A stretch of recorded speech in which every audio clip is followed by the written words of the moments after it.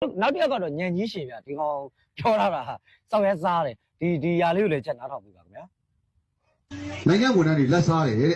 ဝန်ထမ်းတွေလက်စားတယ်လက်စားမှာပေါ့တဲ့လက်စားမှာလောက်တော့မပေးတာတဲ့လက်စားနှုံတာမနေပါဘူးလို့ နိုင်ငံဝန်ထမ်းတွေလက်စားတယ်ဘာကြောင့်လဲပေးလိုက်လားစာနဲလို့โอเคဒါကိုဒီကောင်ရှင်းပြပါเนาะကျွန်တော်မြန်မာစကားကိုမြန်မာလိုတော့မရှင်းပြတော့ဘူးတက်နားထောင်ကြည့်အရင်ကြီးရ လက်စားနှုံတာအခုကျွန်တော်တို့တခြားနိုင်ငံတွေပေါ့ပြည်ပနိုင်ငံမှာရှိတဲ့တပ်ပတော်ပဲဖြစ်ဖြစ်မြန်မာနိုင်ငံရဲတပ်ဖွဲ့ဝန်ထမ်းတွေကိုလိုက်ကြည့်လိုက်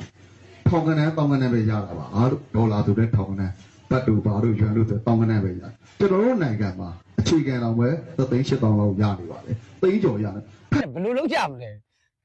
ကျွန်တော်တို့တခြားနိုင်ငံကလူတွေကတခြားနိုင်ငံဝန်ထမ်းတွေကဒေါ်လာဆိုလဲထောင်ကနန်းလောက်ပဲရတာပါဘတ်ဆိုလို့ရှိရင်လေတောင်းကနန်းလောက်ပဲရတာပါမြန်မာနိုင်ငံဝန်ထမ်းတွေကပတ်စံကိုသိန်းနဲ့ချီပြီးရတာပါဆိုတော့ဒီကောင်မဲဆယ်စီးရုံနေတာကြီးတော်စောက်တလွဲကြီးဖြစ်နေတယ်သူများနိုင်ငံကဒေါ်လာ1000နဲ့မြန်မာငွေ3,800နဲ့လေ